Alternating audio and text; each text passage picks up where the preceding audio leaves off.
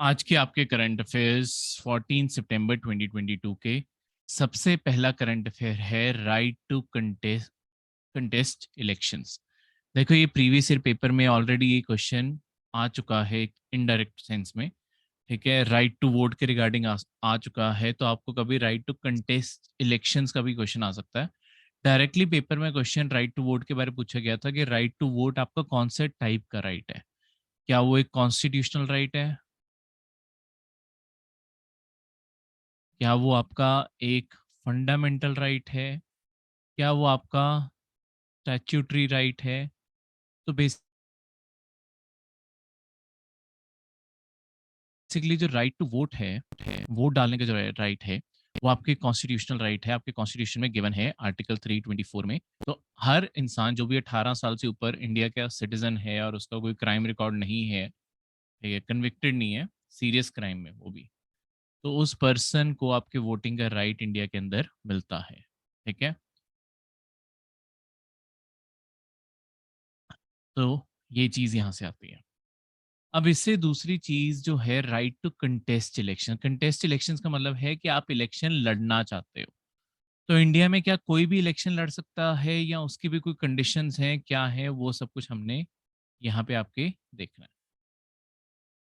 ठीक है, तो राइट टू कंटेस्ट इलेक्शंस के अंदर आपको ये बताना जरूरी है कि देखो अभी ये सुप्रीम कोर्ट की बेसिकली रूलिंग थी, उसी से आपका आंसर आ सकता है, तभी आपका क्वेश्चन बन सकता है, करंट अफेयर में आ गया ये।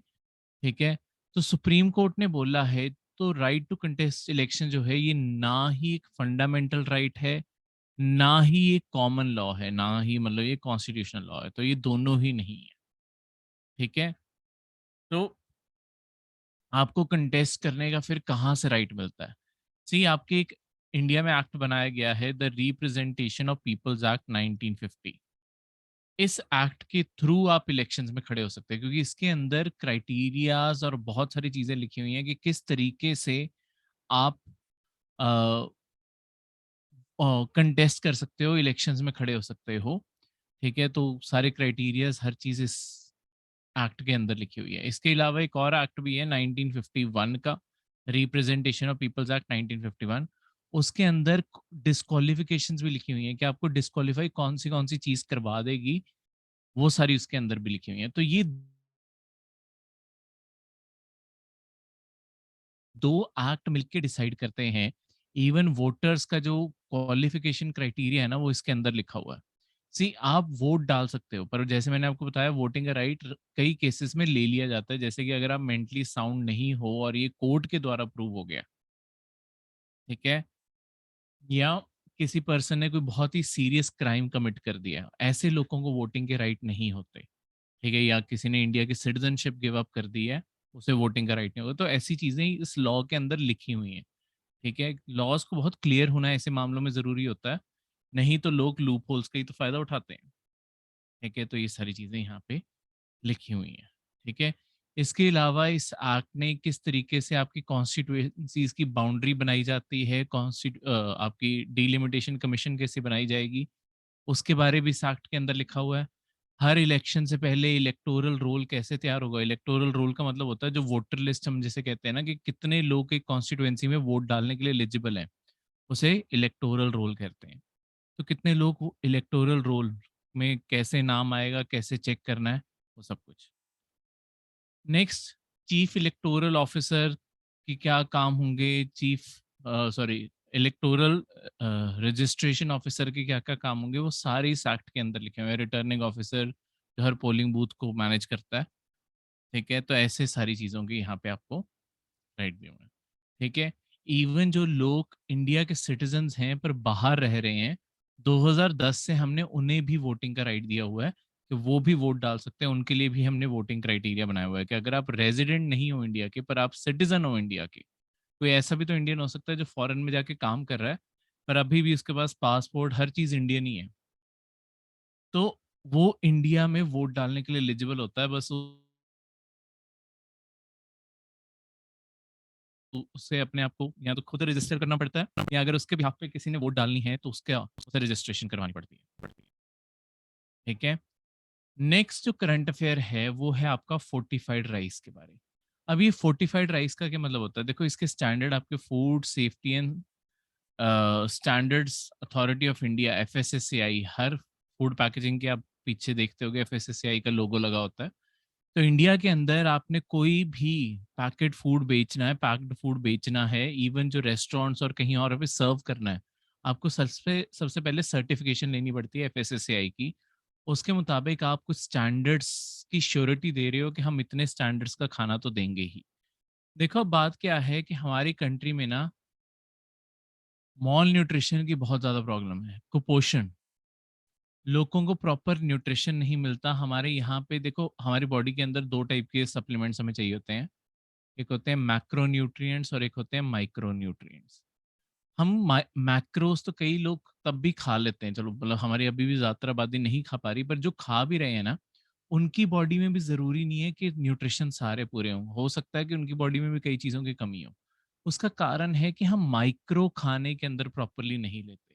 जैसे ज़िंक हो गया, आयरन हो गया, ऐसी चीज़ें, अलग-अलग विटामिन्स हो गए। जैसे आजकल लोग सन के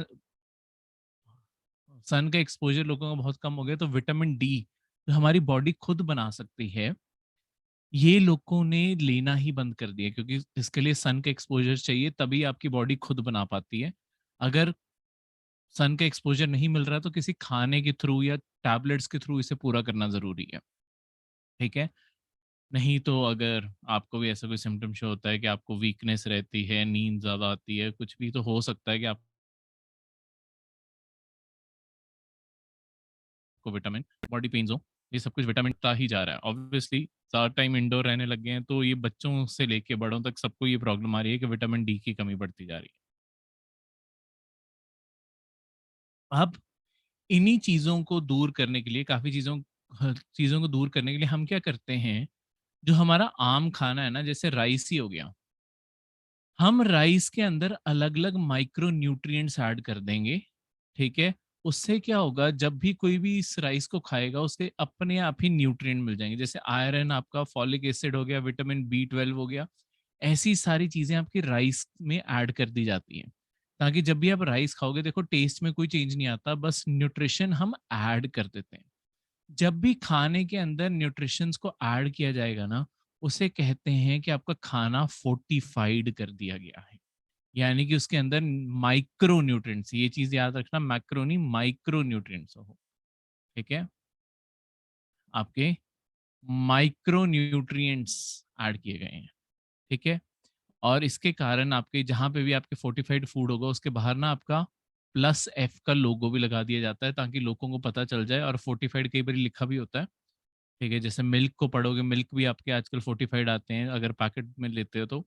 उसके बाहर अगर पढ़ोगे, उसके बाहर लिखा होगा फोर्टिफाइड मिल्क, उसका मतलब है कि उसके अंदर माइक्रो न्यूट्रिएंट्स ऐड कर दिए गए हैं, ठीक है? क्लियर है? उसका ये मतलब है। अब नीड वही जैसे मैंने आपको बताया, अब जो स्टैंडर्ड ऑफ फोर्टिफिकेशन है, वो आपकी अ, 10 ग्राम जो फोर्टिफिकेशन है, वो हर 1 केजी राइस के अंदर की जा रही है, ठीक है? 10 ग्राम के फोर्टिफाइड जो न्यूट्रिशंस हैं, वो हर 1 केजी राइस में, तो ज़्यादा बड़ी क्वांटिटी नहीं लगती, 10 ग्राम ये पूरे केजी में, पर इतना ही चाहिए हमारी बॉडी को, ठीक है? ये तभी इन्हें माइक्रो कहते हैं, ये बहुत ही छोटी क्वांटिटी में चाहिए होते हैं। जैसे जब आप ब्रश करते हो सुबह, टूथपेस्ट के अंदर ऑलरेडी जो आपके कई बारी ऐड भी आती है कि उसके अंदर फ्लोराइड ऑलरेडी मिक्स्ड है। अब फ्लोराइड को अगर आप कम क्वांटिटी में ले रहे हो, वो आपके लिए अच्छा है, आपकी बोन डेंसिटी को बढ़ाएगा। पर अगर आप फ्लोराइड ज़्यादा लेते हो, तो क्या होगा कि वो जो आपकी बोन्स हैं, उसे सड़ा भी देगा। तो इस कारण बहुत ज़रूरी होता है कि उसे कम क्वांटिटी में, वो जितना एडवर्टाइजमेंट्स में दिखाते हैं भर-भर के टूथपेस्ट यूज़ करते हुए, उतना नहीं करना होता, ठीक है? थर्ड करंट अफेयर है आपका कूनो नेशनल पार्क, पार्क लिखना था ये वर्ड, ठीक है? कूनो नेशनल पार्क के बारे। तो कूनो नेशनल पार्क क्या है? बेसिकली कूनो नेशनल पार्क आपके मध्य प्रदेश का एक नेशनल पार्क है। ये क्यों इम्पोर्टेंट है? हम ना चीताज़ को फिर से इंडिया के अंदर इंट्रोड्यूस करने लगे हैं, ठीक है? 1952 में माना जाता है कि आपके चीताज़ का जो आखिरी 3 चीता थे ना, वो एक राजे ने शिकार करते हुए मार दिए थे। उसके बाद से वो कभी हमें जंगल के अंदर प्रॉपर्ली मिले ही नहीं है, और 2000s में उन्हें एक्सटिंक्ट ही डिक्लेयर कर दिया गया कि बस खत्म ही हो गए हैं, ठीक है।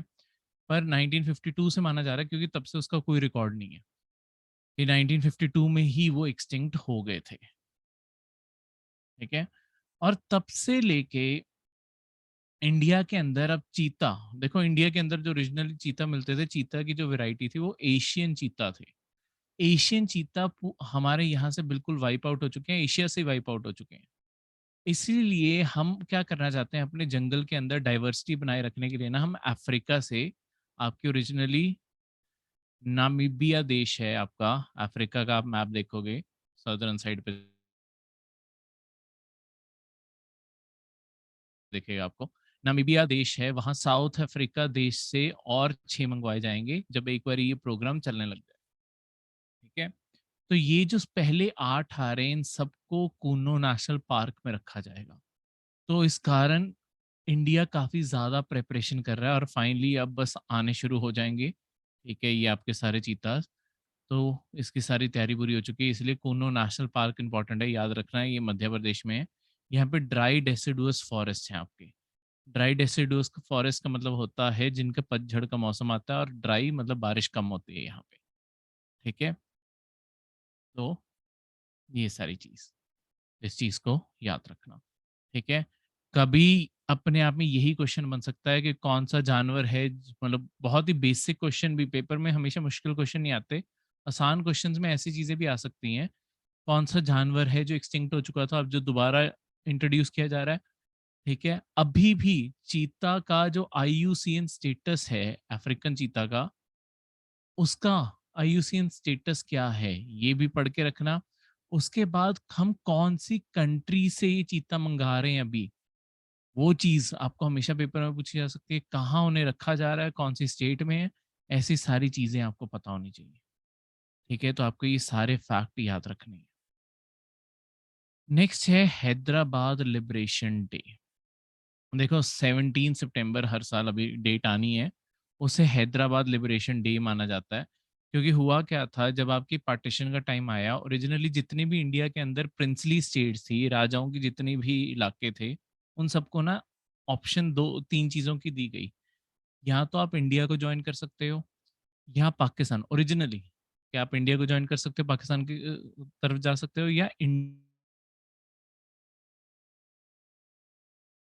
इंडिपेंडेंट रह सकते हो, ठीक है। कई राजाओं को इंडिया पाकिस्तान ज्वाइन करने की जगह पहले स्टार्टिंग में लगा कि हम इंडिपेंडेंस ज्वाइन कर जाएं। ये तो बाद में माउंट बैटन ने इंडिया, क्योंकि इंडिया के वॉइस रॉय वही कंटिन्यू उन्होंने किया था गवर्नर जनरल के तौर पे।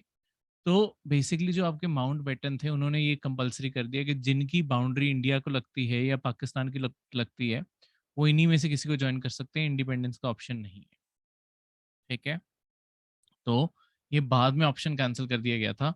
पर कई स्टेट्स ने तब भी सोच लिया था कि हम तो इंडिपेंडेंट होके रहेंगे।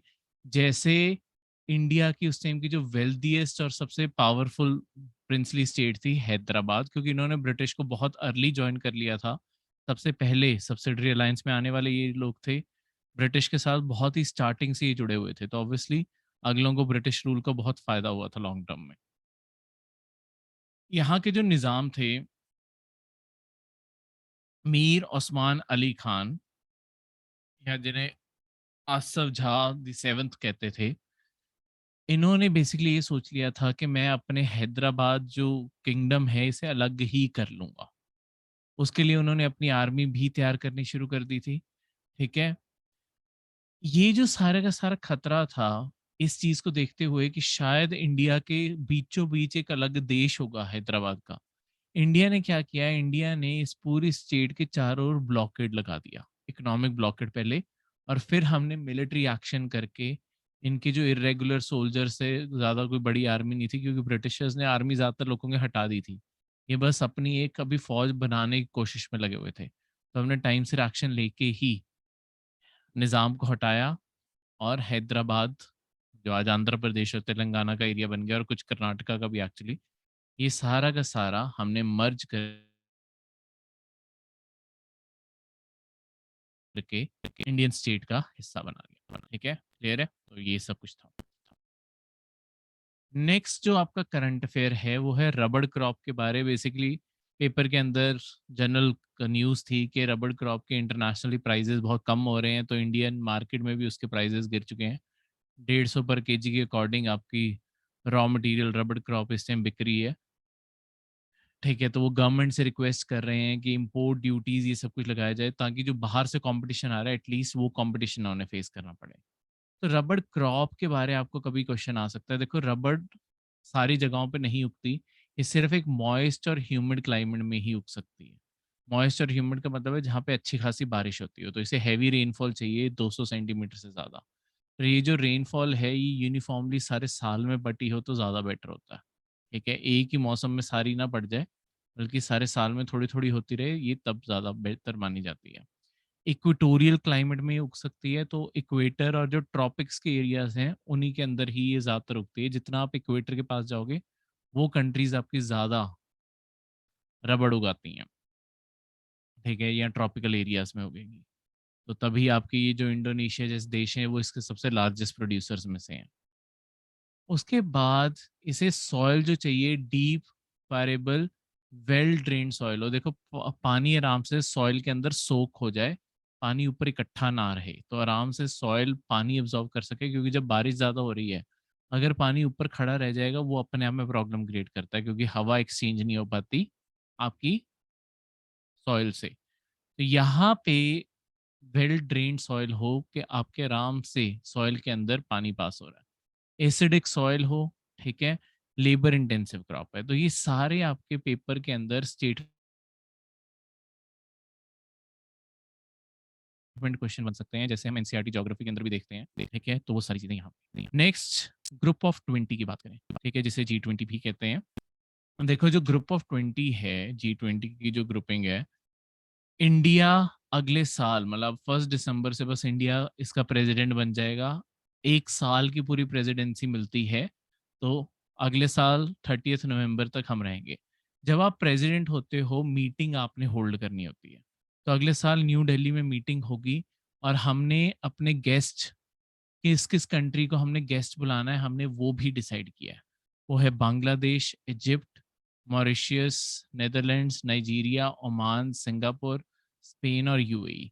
ये सारे हमारी गेस्ट कंट्रीज होंगी हमारे देश में। ठीक है, अब ये G20 अपने आप में ग्रुपिंग क्या है, पहले मैं वो बता दूं, फिर आपको बाकी सारी चीजें बता दूं। देखो, G20 दुनिया की सबसे बड़ी 20 इकोनॉमीज की ग्रुपिंग है।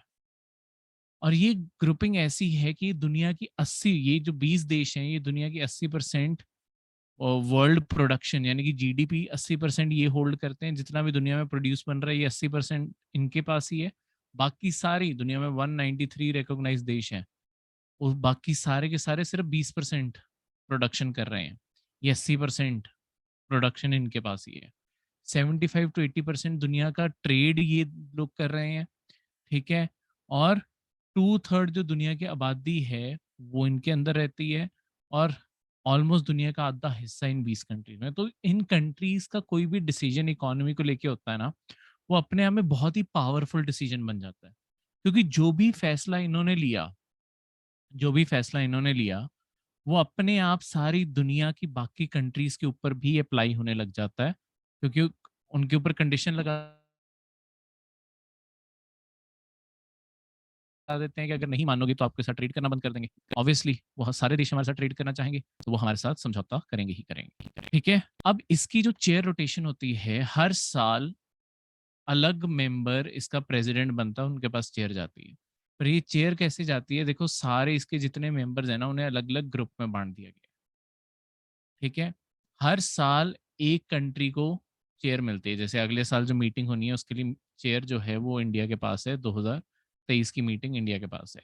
इसके बाद अगले ग्रुप के पास जाएगी, 2024 में आपकी ब्राज़ील को मिल रही है।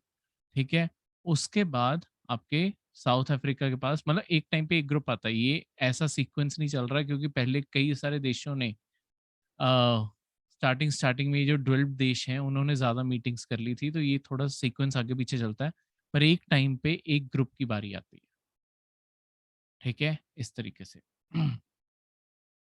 अब देखो, जो पुराना मेंबर होता है, मतलब जो लास्ट ईयर का प्रेसिडेंट होगा, जो इस साल का प्रेसिडेंट होगा और जो हमारे बाद प्रेसिडेंट होगा। ये 3 कंट्रीज मिलके बनाती हैं जिससे कहते हैं ट्रोइका, तिगड़ी। पिछला प्रेसिडेंट, प्रेजेंट प्रेसिडेंट और इसके बाद यानी कि अभी जैसे इंडिया के पास कुर्सी आ गई, हमसे पहले जिसके पास कुर्सी थी, ठीक है, वो थी आपकी सबसे पहले थी, हाँ, इंडोनेशिया के पास, इंडोनेशिया के पास इंडिया, इंडिया के बाद ब्राजील। हम तीनों देश अब बन जाएंगे ट्रोइका, ठीक है, क्योंकि इंडोनेशिया हमसे पुराना मेंबर, इंडिया अब हमारे पास है, हमसे बाद ब्राजील के पास जानी है। तो ये 3 का, क्योंकि एक से कुर्सी फॉरवर्ड हो रही है दूसरे को, दूसरे से होनी है तीसरे को, इस कारण इन तीनों की ग्रुपिंग को आपके ट्रोइका कह देते हैं, ठीक है। तो ये होता है आपका ट्रोइका, ठीक है, कभी भी आपसे पूछा जाए तो याद रखना। अब इसके जो 20 मेंबर हैं, 20, ये लिस्ट यहाँ पे भी दी हुई है, यहाँ से याद करनी है, जो यहाँ नीचे भी लिस्ट दी है वो आप याद रख लेना। देखो ये अगले साल का ट्रोइका क्यों खास है, जिसमें ब्राजील, इंडिया और इंडोनेशिया है। ये तीनों देश आपके डेवलपिंग कंट्रीज हैं, ठीक है। इसके कारण क्या होगा, पहली बारी ट्रोइका ऐसे 3 देशों का बनेगा जो तीनों ही डेवलपिंग कंट्रीज। तो अपने आप ही ऐसी कंट्रीज जो डेवलपिंग कंट्रीज हैं, तो अगर तीनों के पास अब प्रेसिडेंसी एक सीक्वेंस में 3 बड़ी डेवलपिंग कंट्रीज के पास रहने वाली है, तो ऑब्वियसली वो अपने इश्यूज ज्यादा बेहतर उठा पाएंगे एक साथ मिलके, ठीक है। पुराना कोई अगले की बात कंटिन्यू कर पाएगा, तो ये ज्यादा बेटर कनेक्टिविटी हो, तो ये चीज। नेक्स्ट करंट अफेयर आपका है national list of essential medicine. देखो national list of essential medicine क्या है, इसका आइडिया ओरिजिनली देखो सबसे पहले दुनिया में ना तंजानिया को आया था 1970 में, उन्होंने ये ऐसी एसेंशियल मेडिसिन लिस्ट बनानी शुरू की थी। बाद में आपके WHO ने भी आपकी लिस्ट रेकमेंड किया कि ऐसी एक लिस्ट बनानी चाहिए। इसका मेन काम क्या होता है, देखो जो भी दवाई national list of essential medicine में फीचर होती है ना, सरकार इसका प्राइस कंट्रोल कर सकती होती है, ठीक है, कितने में तुम बेचना चाहते हो। यानी क्योंकि हमने दवाई को डिक्लेयर कर दिया है कि ये हमारी पॉपुलेशन के लिए बहुत इंपॉर्टेंट है, तो जब वो हमारी पॉपुलेशन के लिए इंपॉर्टेंट है, हम नहीं चाहते कि कोई कंपनी उसके ऊपर मोनोपोली बनाए। अगर मैं कह रहा हूँ कि ये जो बहुत ही इसेंशियल दवाई है, ये 100 रुपए से महंगी नहीं बिकनी चाहिए, तो यानी कि वो दवाई 100 रुपए से ऊपर नहीं बिक सकती, चाहे कंपनी को बनाने में जितना मर्जी खर्चा आया हो, ठीक है। तो इस तरीके से आपकी एक लिस्ट बनाई जाती है। देखो आज तक ये लिस्ट ओरिजिनली इंडिया ने जो लिस्ट बनाई थी 1996 में बनाई थी, और उसके बाद 2003, 2015, 2011 और 2015 3 बार इसके बाद और रिवाइज की, और अब लेटेस्ट 2022 की लिस्ट चाहिए। यानी कि टोटल ये लिस्ट इंडिया में 1, 2, 3, 4 और 5 बारी रिवाइज हो चुकी है, मतलब एक बारी बनी थी और 4th रिवीजन हुई है इसकी अब, ठीक है। तो 5 बारी बनी है। अब जो लेटेस्ट लिस्ट है इसके अंदर 384 ड्रग्स इंक्लूडेड है, ठीक है, जिसमें 34 नए ड्रग्स इंक्लूड किए गए हैं और 26 माइनस जो पहले लिस्ट के अंदर थे वो उड़ा भी दिए गए हैं। डिलीट इसलिए मारे जाते हैं, कई मेडिसिन अब लॉन्ग टर्म में जो इंडिया के अंदर अब बैन हो चुकी हैं, या उससे हमारे पास बेटर मेडिसिन हैं जो ज़्यादा सेफ हैं, हम उन्हें ऐड कर देते होते हैं और पुरानियों को डिलीट मार देते होते हैं। तो इस तरीके से आपकी list time to time modify कर ली जाती है, और इसी तरीके से इंडिया ने भी ये लिस्ट बना के रखी। लास्ट आपका एक फैक्ट देखो, 1098 पहले आपकी एक हेल्पलाइन होती थी जो बच्चों के लिए हेल्प करने के लिए बनी थी। बेसिकली किसी भी बच्चे को या कोई एडल्ट भी अगर कॉल करना चाहे किसी बच्चे के रिगार्डिंग, कोई भी इश्यू है, लेट्स सपोज कोई बच्चे को कहीं पे बुली किया जा रहा है या कोई मोलेस्टेशन हो रही है, कुछ भी हो रहा है, बच्चे इस लाइन पे कॉल करके मदद मांग सकते थे। अब इस लाइन को बंद करके इस लाइन को भी, जो हमारा नेशनल इमरजेंसी नंबर शिफ्ट हो चुका है, देखो अब इंडिया के अंदर जैसे आपने अमेरिका का सुना होगा 911, इंडिया के अंदर भी अब एक सिंगल नंबर है जिससे आपकी पुलिस, एम्बुलेंस और फायर ब्रिगेड तीनों कनेक्टेड है, वो 112 है। तो अब फोन पे अगर कभी भी इमरजेंसी हो तो वो 100 नंबर काम नहीं करता, अब अगर कभी किसी वो पहले भी कभी-कभी काम करता था, पर अब ये 112 नंबर हो गया है। सारी सर्विसेज़ को कॉमन कर दिया गया है, एक सिंगल लाइन पे ला दिया गया है। ठीक है? वो है आपका 112। ठीक है? इस चीज़ को याद रखना। ये थे आज के करंट अफेयर्स।